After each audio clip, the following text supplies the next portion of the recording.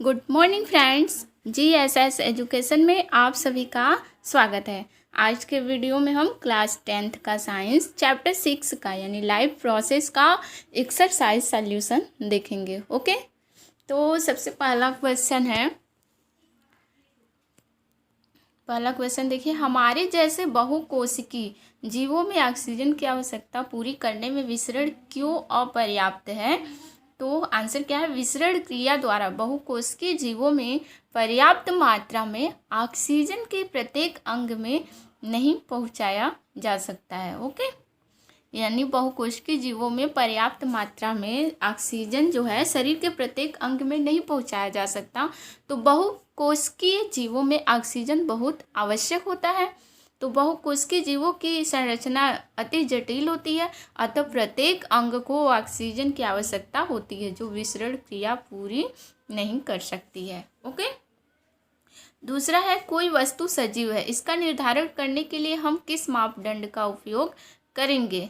तो हमारा आंसर देखिए क्या है? सजीव वस्तुएं निरंतर गति करती रहती है, चाहे वे सुप्त अवस्था में ही हो, बाह्य रूप से वे अचेत दिखाई देते हैं, उनके गुण गतिशील रहते हैं, इससे उनके जीवित होने का प्रमाण मिलता है। ओके, नोट कर लीजिए।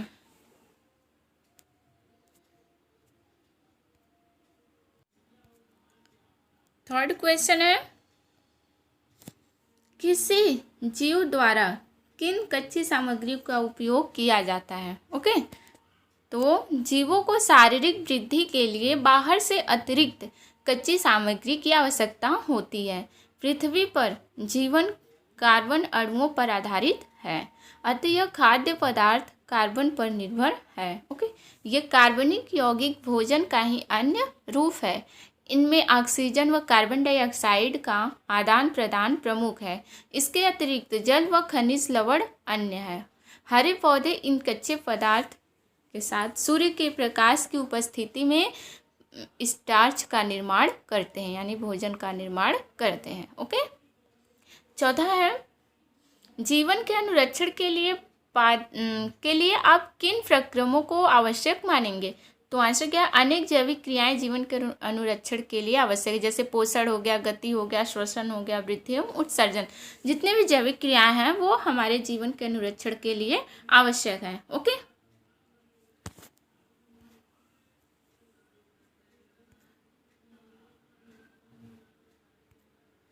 अब देखिए नेक्स्ट क्वेश्चन है हमारा, प्रकाश संश्लेषण के लिए आवश्यक कच्ची सामग्री पौधा कहाँ से प्राप्त होता है? तो हमारा आंसर क्या है? जल जो है कहाँ से प्राप्त होता है? पौधे की जड़ें भूमि से जल प्राप्त करती हैं। जो जड़ें होती हैं वो भूमि से जल प्राप्त करती है। कार्बन डाइऑक्साइड पौधे इसे वायुमंडल से रंध्रों द्वारा प्राप्त करते हैं। ओके, और क्लोरोफिल, हरे पत्ती में क्लोरोप्लास्ट होता है जिसमें क्लोरोफिल मौजूद होता है, जिससे वो अपना भोजन तैयार करते हैं। ओके, तो और सूर्य का प्रकाश सूर्य के द्वारा प्राप्त होता है। तीसरा है, हमारे आमाशय में अम्ल की क्या भूमिका है? तो हमारे आमाशय में हाइड्रोक्लोरिक अम्ल उपस्थित होता है। यह अम्ल आमाशय में अम्लीय माध्यम का निर्माण करता है। इसी की मदद से एंजाइम अपना कार्य करता है और हाइड्रोक्लोरिक अम्ल यानी HCl अम्ल हमारे भोजन में उपस्थित रोगाणुओं को नष्ट कर देता है और HCl अम्ल आमाशय में भोजन को पचाने में सहायता करता है। तो ये हमारे आमाशय में अम्ल का कार्य होता है। ओके, यानी भोजन को पहले अम्लीय माध्यम बनाता है, फिर एंजाइम, इसकी सहायता से एंजाइम अपना कार्य करता है। ओके, उसके कार्य को तीव्र कर देता है एंजाइम के कार्य को, और क्या करता है? हमारे भोजन में उपस्थित रोगाणुओं को नष्ट करता है। ओके, और अम्ल जो होता है, अम्ल आमाशय में भोजन को पचाने में सहायता करता है। तो ये अम्ल की भूमिका होती है हमारे आमाशय में। ओके,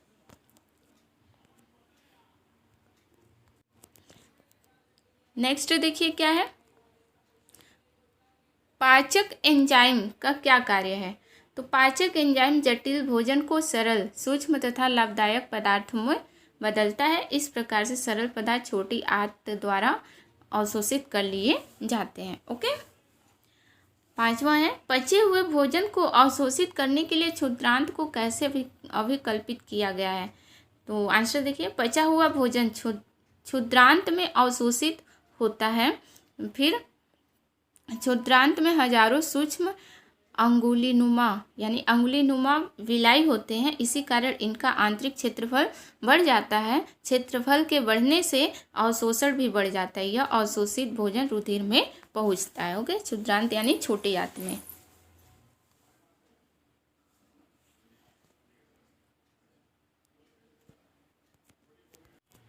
नेक्स्ट देखिए, श्वसन के लिए ऑक्सीजन प्राप्त करने की दिशा में एक जलीय जीव की अपेक्षा स्थलीय जीव किस प्रकार लाभप्रद है? तो आंसर है वातावरण में ऑक्सीजन की पर्याप्त मात्रा पाई जाती है जो स्थलीय जीवों द्वारा आसानी से ली जाती है, परंतु जल में ऑक्सीजन की सूक्ष्म मात्रा होती है तथा वह जल में मिला होता है। अतः जलीय जीव इस मिले ऑक्सीजन को लेने के लिए काफ़ी गति से सांस लेते हैं तथा संघर्ष करते हैं। ओके, दूसरा है ग्लूकोज के ऑक्सीकरण से भिन्न जीवों में ऊर्जा प्राप्त करने के विभिन्न पथ क्या है? तो मांसपेशियों में ग्लूकोज ऑक्सीजन की पर्याप्त मात्रा में ऑक्सीकृत हो ऊर्जा प्रदान करता है। ओके,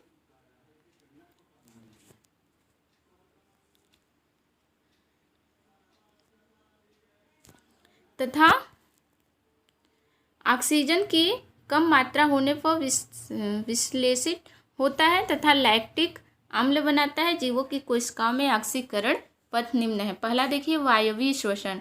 इसमें क्या होता है? इस प्रक्रिया में ऑक्सीजन ग्लूकोज को खंडित कर जल तथा CO2 में खंडित कर देती है। ऑक्सीजन की पर्याप्त मात्रा में ग्लूकोज विश्लेषित होकर 3 कार्बन परमाणु पायरुवेट के 2 अणु निर्मित करता है। ओके, दूसरा है अवायवीय श्वसन में ऑक्सीजन की अनुपस्थिति में। वायवीय श्वसन क्या होता है? ऑक्सीजन की उपस्थिति में, और अवायवीय ऑक्सीजन की अनुपस्थिति में। ओके, इष्ट में किण्वन क्रिया होती है तथा पायरुवेट, इथेनॉल व CO2 का निर्माण होता है। ओके, तीसरा है ऑक्सीजन की कमी में लैक्टिक अम्ल का निर्माण होता है जिसमें मांसपेशियों में क्रैम्प आने लगते हैं यानी ऐंठन होने लगता है। लैक्टिक एसिड का निर्माण होने के कारण क्या होता है? हमारे मांसपेशियों में ऐंठन होने लगती है। ओके, वहाँ पे ऐसा क्यों होता है? ऑक्सीजन की कमी होने के कारण। और वायवीय श्वसन की प्रक्रिया क्या होती है? जिसमें ऑक्सीजन की उपस्थिति में होती है, उसमें ग्लूकोज खंडित कर CO2 तथा जल के रूप में हो जाता है। ओके, और ऑक्सीजन की पर्याप्त मात्रा में ग्लूकोज जो है विश्लेषित होकर 3 कार्बन परमाणु पायरुवेट के 2 अणु निर्मित करता है। ओके, इस तरह से होती है प्रोसेस, नोट कर लीजिए।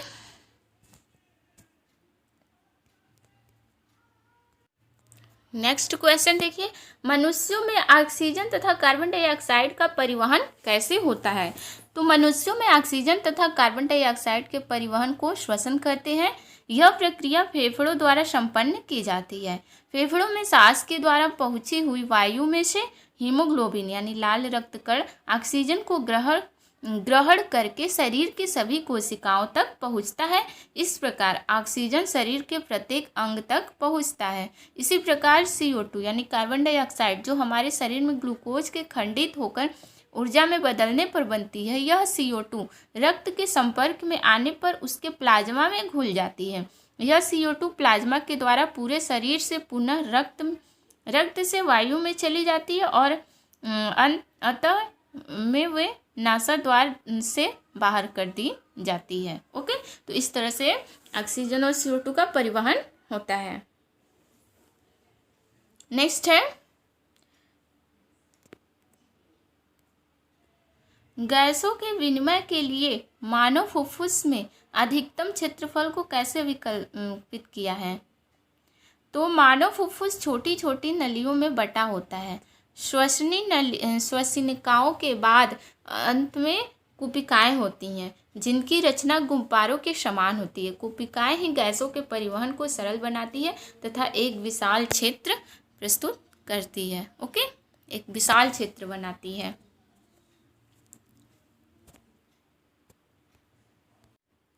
नेक्स्ट है मानव में वहन तंत्र के घटक कौन से हैं? इन घटकों के कार्य क्या है? तो मानव में वहन तंत्र के प्रमुख घटक है हृदय, रुधिर तथा रुधिर वाहिकाएं। तो हृदय एक पंप की तरह रक्त का शरीर के विभिन्न अंगों से आदान प्रदान करता है और रुधिर, इनमें 3 रक्त कण होते हैं। इनका तरल माध्यम प्लाज्मा है। ओके, रक्त, अभी मैं आपको चैप्टर पढ़ा रही थी चैप्टर में, तो उसमें बताई थी मैं रक्त के बारे में। ओके, तो इसमें डिटेल से आपको ज़रूरी नहीं है बताना।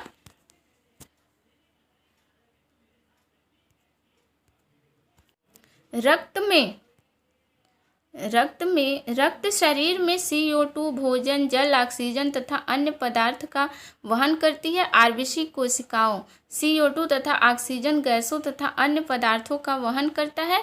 WBC शरीर में बाहर से आए जीवाणुओं से लड़कर शरीर को रोग मुक्त करता है। प्लेटलेट से चोट लगने पर रक्त को बहने से रोकता है। ओके, रक्त जो है शरीर में क्या करता है, जैसे CO2, भोजन, जल, ऑक्सीजन तथा अन्य पदार्थों का वहन करता है।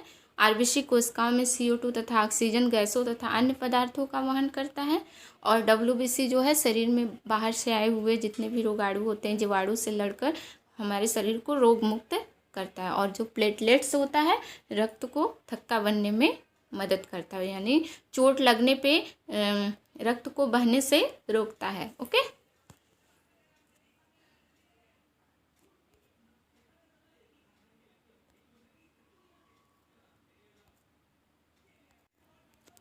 नेक्स्ट क्वेश्चन है, स्तनधारी तथा पक्षियों में ऑक्सीजन तथा विऑक्सीजनित रुधिर को अलग करने क्यों आवश्यक है। ओके, तो स्तनधारी तथा पक्षियों को अधिक ऊर्जा की आवश्यकता होती है जो ग्लूकोज के खंडित होने पर प्राप्त होती है। ग्लूकोज के खंडन के लिए ऑक्सीजन की आवश्यकता होती है। ऑक्सीजनित तथा विऑक्सीजनित रक्त को अलग करके ही शरीर की इतनी ज़्यादा मात्रा में ऊर्जा उपलब्ध करा सकती है। ओके, नेक्स्ट है, उच्च संगठित पादप में वहन तंत्र के घटक क्या है। तो कौन कौन से घटक प्रमुख घटक हैं, जाइलम ऊतक और फ्लोएम ऊतक। जाइलम और ऊतक क्या कार्य है बता चुकी हूँ। जाइलम जो क्या करता है, वो जड़ों द्वारा मिट्टी से खनिज लवण और जल लेकर पेड़ पौधों के पूरे भाग तक पहुँचाता है। और फ्लोएम क्या करता है, फ्लोएम जो पत्तियों में भोजन संचित रहता है उस भोजन को पौधे के पूरे भागों तक पहुंचाता है। ओके,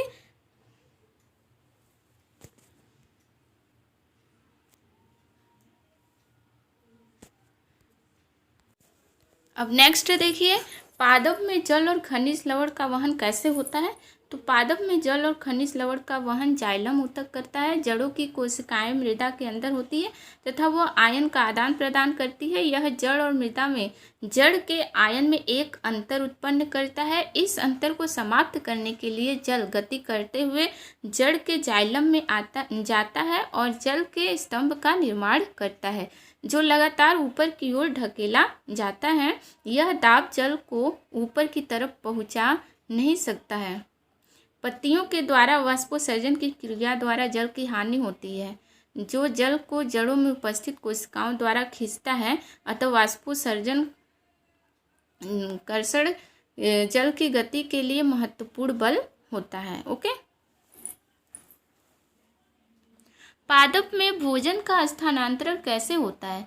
तो पत्तियां भोजन तैयार करती हैं। पत्तियों से भोजन स्थानांतरण पूरे पौधे में फ्लोएम वाहिकाएं करती है। जो फ्लोएम होती है उन्हीं के द्वारा होता है।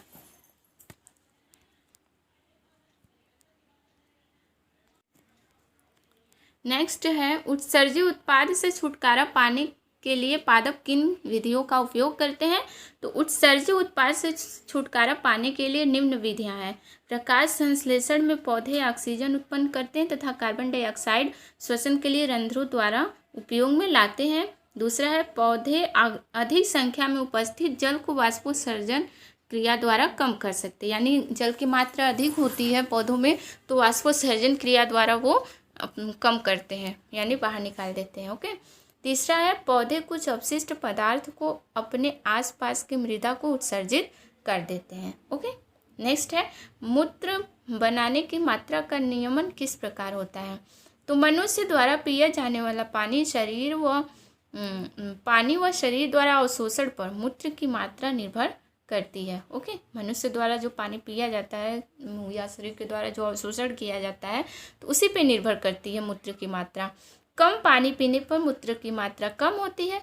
कुछ हार्मोन इसे अपने नियंत्रण में रखते हैं। यूरिया तथा यूरिक अम्ल के उत्सर्जन के लिए भी जल की मात्रा बढ़ जाती है, अतः अधिक मूत्र उत्सर्जित होता है। ओके,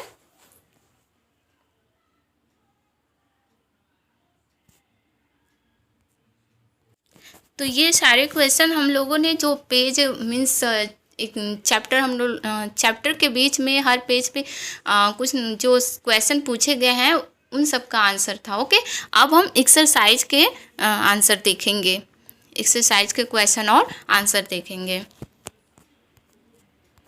तो फर्स्ट क्वेश्चन देखिए, हमारा ऑप्शनल क्वेश्चन है, मनुष्य में वृक्क एक तंत्र का भाग है जो संबंधित है, किससे संबंधित है? वृक्क जो है किससे संबंधित है? पोषण से, श्वसन से, उत्सर्जन से और परिवहन से। तो वृक्क हमारा क्या कार्य करता है? उत्सर्जन का काम करता है, तो उत्सर्जन से संबंधित है। ओके, यानी आंसर हमारा सी सही है। दूसरा है, पादप में जाइलम उत्तरदायी है, किस? जाइलम क्या करता है? जल का वहन करता है, भोजन का वहन, एमिनो अम्ल का वहन, ऑक्सीजन का वहन। तो अभी हमने बताया जाइलम क्या करता है? जल का वहन करता है, यानी ए हमारा ऑप्शन सही है। ओके, तीसरा है, स्वपोषी पोषण के लिए आवश्यक घटक क्या है? तो स्वपोषी पोषण के लिए कार्बन डाइऑक्साइड तथा जल, क्लोरोफिल, सूर्य का प्रकाश, उपरोक्त सभी। तो स्वपोषी मतलब पौधों के लिए हरे पेड़ पौधे अपना भोजन कैसे बनाते हैं? सूर्य के प्रकाश की उपस्थिति में वायुमंडल से कार्बन डाइऑक्साइड तथा जल लेकर, मतलब मिट्टी से जड़ों द्वारा जल लेकर अपने भोजन का निर्माण करते हैं। तो यहाँ पे इन सभी की ज़रूरत होती है। ओके, तो यानी उपरोक्त सभी, हमारा डी सही है। ओके, नोट कर लीजिए।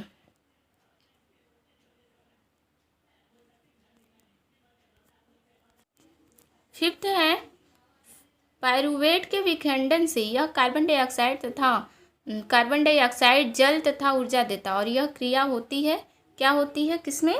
माइटोकॉन्ड्रिया में। यह क्रिया कहाँ होती है? माइटोकॉन्ड्रिया में। ओके, नेक्स्ट है, हमारे शरीर में वसा का पाचन कैसे होता है और यह प्रक्रम कहाँ होता है? तो देखिए कहाँ होता है।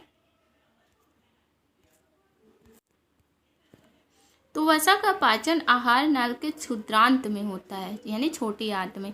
आमाशय में लाइपेज उन पर क्रिया करता है तथा वसा को खंडित कर देते हैं। इसके पश्चात क्षुद्रांत में यकृत द्वारा स्रावित जो होता है बाइल रस वसा को इमल्सिफाई करता है। आमाशय अग्नाशय रस इस खंडित वसा को वसी अम्ल और ग्लिसरॉल में बदल देता है। इस प्रकार वसा क्षुद्रांत में पाचित हो जाता है। ओके, छठवां है, भोजन के पाचन में लार की क्या भूमिका है? तो भोजन में उपस्थित लार ग्रंथियां लार रस को स्रावित करती हैं। इसमें सेलाइवरी एमाइलेज एंजाइम होता है जो स्टार्च को माल्टोज शर्करा में बदल देता है। इसी कारण कई बार अधिक चबाने पर भोजन मीठा लगने लगता है। ओके, इसलिए कहा जाता है कि भोजन को चबा चबा कर खाना चाहिए।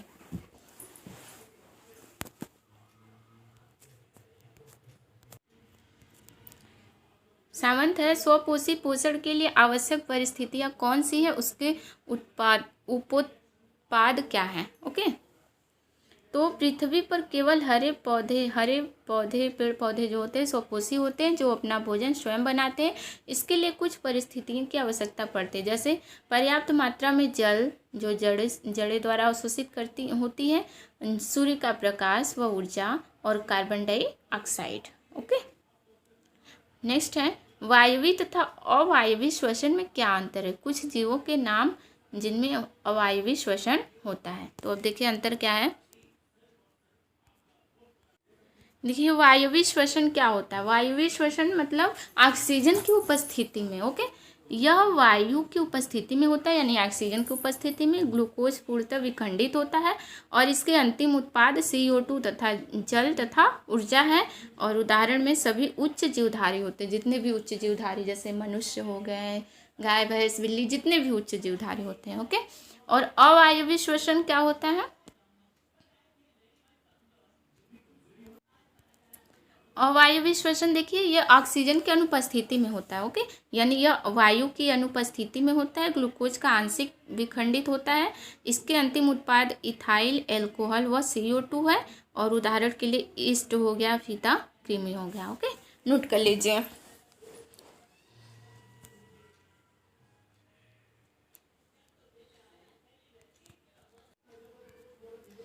नाइन्थ क्वेश्चन देखिए, गैसों के अधिकतम विनिमय के लिए किस प्रकार अभिकल्पित है। ओके, तो कुपिकाएँ जो कुपिकाएँ होती हैं अपने गुब्बारे नुमा आकार के कारण वायु के आदान प्रदान को सरल बनाती है और सतही क्षेत्रफल की वृद्धि करती हैं। जो फेफड़ों में हमारी कुपिकाएँ होती हैं। ओके, वायु भरने पर ये कुपिकाएँ फैल जाती हैं तथा फुफ्फुस में परिवर्तित हो जाती हैं।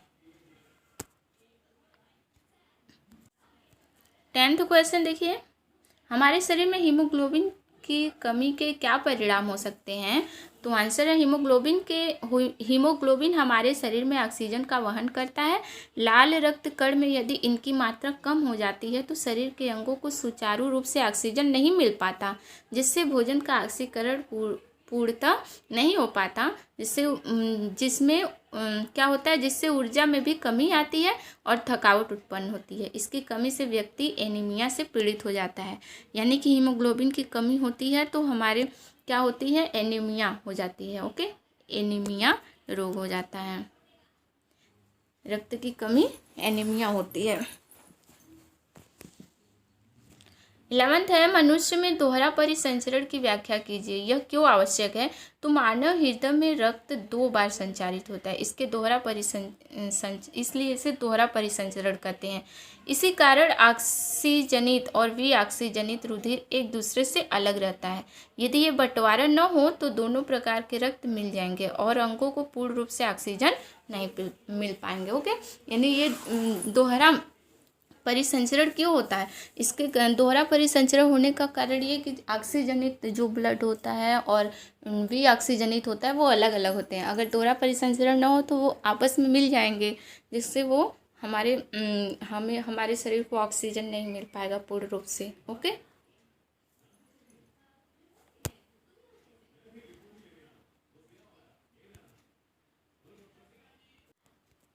अब 12th क्वेश्चन देखिए, जाइलम तथा फ्लोएम में पदार्थों के वहन में क्या अंतर है।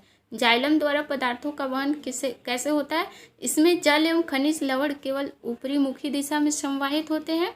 इसमें जल तथा लवण का संवहन दाब तथा वाष्पोत्सर्जन कर्षण द्वारा होता है। ओके, अब फ्लोएम द्वारा पदार्थों का वहन, इसमें भोजन एमिनो अम्ल का संवहन दोनों दिशाओं में ऊपरी मुखी तथा अधोमुखी होता है और इसमें ATP ऊर्जा का प्रयोग होता है। ओके, जाइलम तथा फ्लोएम में पदार्थों के वहन में अंतर है ये।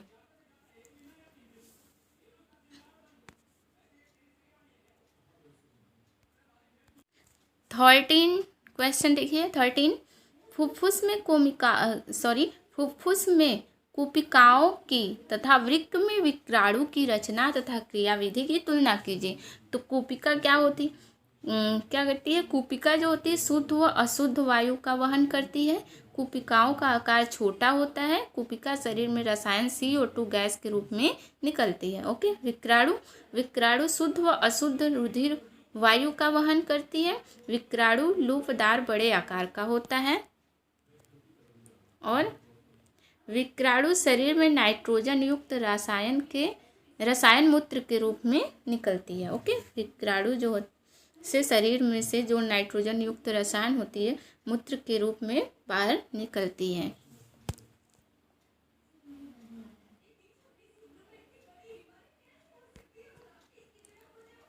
हो गया। तो आज के वीडियो में बस इतना ही, यानी हमारा 5th chapter means life process समाप्त हो गया। अगले वीडियो में हम चैप्टर 7th देखेंगे। ओके, मीन्स चैप्टर का नाम है नियंत्रण एवं समन्वय। तब तक के लिए धन्यवाद।